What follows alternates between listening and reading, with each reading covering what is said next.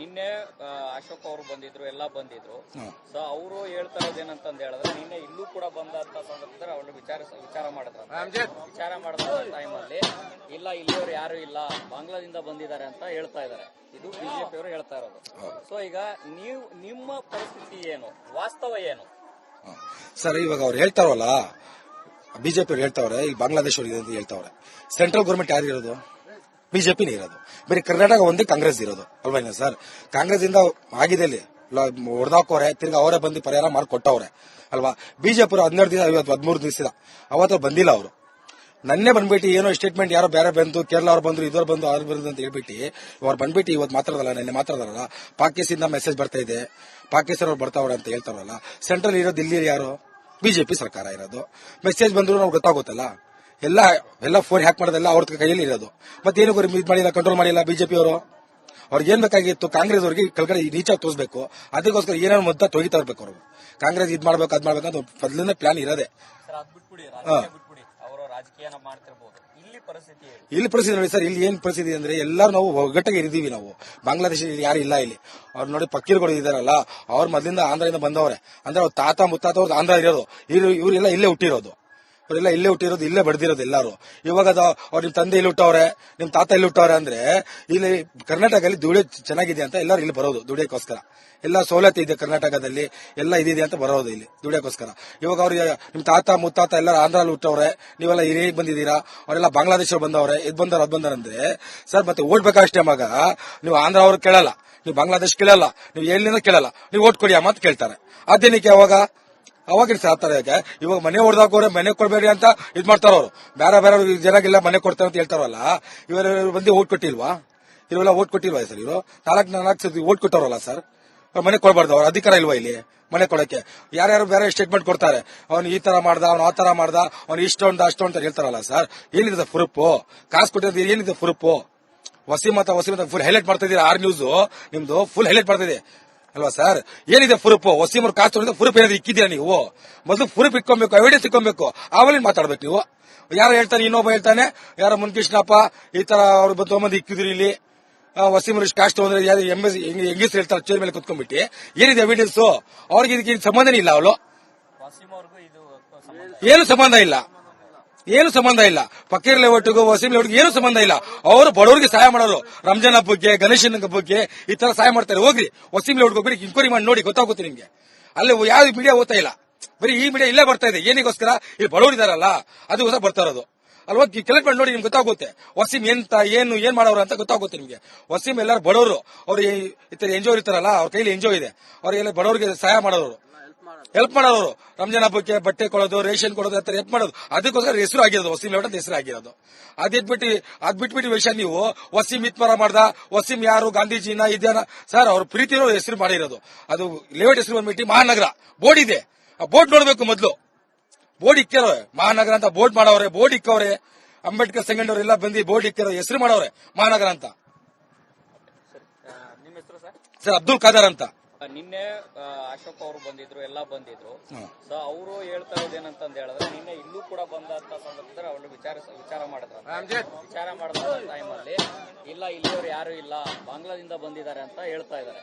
ಇದು ಬಿಜೆಪಿ ಅವರು ಹೇಳ್ತಾ ಇರೋದು. ಸೊ ಈಗ ನಿಮ್ಮ ಪರಿಸ್ಥಿತಿ ಏನು, ವಾಸ್ತವ ಏನು ಸರ್? ಇವಾಗ ಅವ್ರು ಹೇಳ್ತಾರಲ್ಲ, ಬಿಜೆಪಿ ಅವ್ರು ಹೇಳ್ತಾವ್ರೆ, ಈಗ ಬಾಂಗ್ಲಾದೇಶ ಅಂತ ಹೇಳ್ತಾವ್ರೆ. ಸೆಂಟ್ರಲ್ ಗೌರ್ಮೆಂಟ್ ಯಾರು ಇರೋದು? ಬಿಜೆಪಿನೇ ಇರೋದು. ಬರೀ ಕರ್ನಾಟಕ ಒಂದೇ ಕಾಂಗ್ರೆಸ್ ಇರೋದು ಅಲ್ವಾ ಸರ್? ಕಾಂಗ್ರೆಸ್ ಇಂದ ಆಗಿದೆ ಹೊಡೆದಾಕೋರೆ, ತಿರ್ಗಿ ಅವರೇ ಬಂದು ಪರಿಹಾರ ಮಾಡಿಕೊಟ್ಟವ್ರೆ ಅಲ್ವಾ? ಬಿಜೆಪಿ 12 ದಿವಸ 13 ದಿವಸ ಅವತ್ತು ಬಂದಿಲ್ಲ. ಅವರು ನನ್ನೇ ಬಂದ್ಬಿಟ್ಟು ಏನೋ ಸ್ಟೇಟ್ಮೆಂಟ್ ಯಾರೋ ಬೇರೆ ಬಂದು, ಕೇರಳ ಅವ್ರು ಬಂದ್ರು, ಇದವ್ರು ಬಂದು, ಅವ್ರು ಬಂದು ಅಂತ ಹೇಳ್ಬಿಟ್ಟು ಅವ್ರು ಬಂದ್ಬಿಟ್ಟು ಇವತ್ತು ಮಾತಾಡಲ್ಲ, ನೆನ್ನೆ ಮಾತಾಡಲ್ಲ.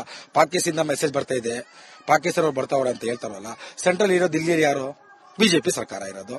ಮೆಸೇಜ್ ಬಂದ್ರು ನಾವು ಗೊತ್ತಾಗುತ್ತಲ್ಲ, ಎಲ್ಲ ಫೋನ್ ಹ್ಯಾಕ್ ಮಾಡೋದೆಲ್ಲ ಅವ್ರ ಕೈಯಲ್ಲಿ ಇರೋದು. ಮತ್ತೇನು ಇದು ಮಾಡಿಲ್ಲ, ಕಂಟ್ರೋಲ್ ಮಾಡಿಲ್ಲ ಬಿಜೆಪಿ ಅವರು. ಅವ್ರಿಗೆ ಏನ್ ಬೇಕಾಗಿತ್ತು? ಕಾಂಗ್ರೆಸ್ ಅವ್ರಿಗೆ ಕೆಳಗಡೆ ರೀಚಾಗಿ ತೋರಿಸಬೇಕು. ಅದಕ್ಕೋಸ್ಕರ ಏನಾದ್ರು ಮುದ್ದ ತೊಗಿತಾ ಇರ್ಬೇಕು ಅವರು. ಕಾಂಗ್ರೆಸ್ ಇದ್ ಮಾಡ್ಬೇಕು, ಅದ್ ಮಾಡ್ಬೇಕು ಅಂತ ಮೊದಲಿಂದ ಪ್ಲಾನ್ ಇರೋದೆ. ಇಲ್ಲಿ ಪರಿಸ್ಥಿತಿ ನೋಡಿ ಸರ್, ಇಲ್ಲಿ ಏನ್ ಪರಿಸ್ಥಿತಿ ಅಂದ್ರೆ ಎಲ್ಲರೂ ನಾವು ಒಗ್ಗಟ್ಟಿಗೆ ಇದ್ದೀವಿ. ನಾವು ಬಾಂಗ್ಲಾದೇಶದಲ್ಲಿ ಯಾರು ಇಲ್ಲ ಇಲ್ಲಿ. ಅವ್ರು ನೋಡಿ ಪಕ್ಕೀರ್ಗಳು ಇದಾರಲ್ಲ, ಅವ್ರು ಮೊದಲಿಂದ ಆಂಧ್ರದಿಂದ ಬಂದವ್ರೆ.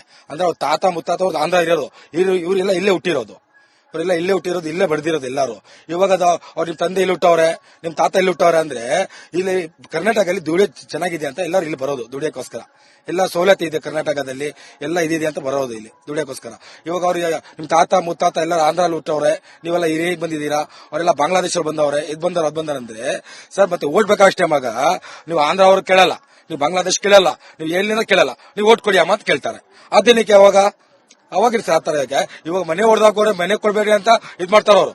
ಬೇರೆ ಬೇರೆ ಜನಗೆಲ್ಲ ಮನೆ ಕೊಡ್ತಾರ ಅಂತ ಹೇಳ್ತಾರಲ್ಲ, ಇವರು ಬಂದು ಓಟ್ ಕೊಟ್ಟಿಲ್ವಾ? ಇವೆಲ್ಲ ಓಟ್ ಕೊಟ್ಟಿಲ್ವಾ ಸರ್? ಇವರು ನಾಲ್ಕು ಓಟ್ ಕೊಟ್ಟವ್ರಲ್ಲ ಸರ್, ಅವ್ರು ಮನೆ ಕೊಡಬಾರ್ದು, ಅವ್ರ ಅಧಿಕಾರ ಇಲ್ವಾ ಇಲ್ಲಿ ಮನೆ ಕೊಡಕ್ಕೆ?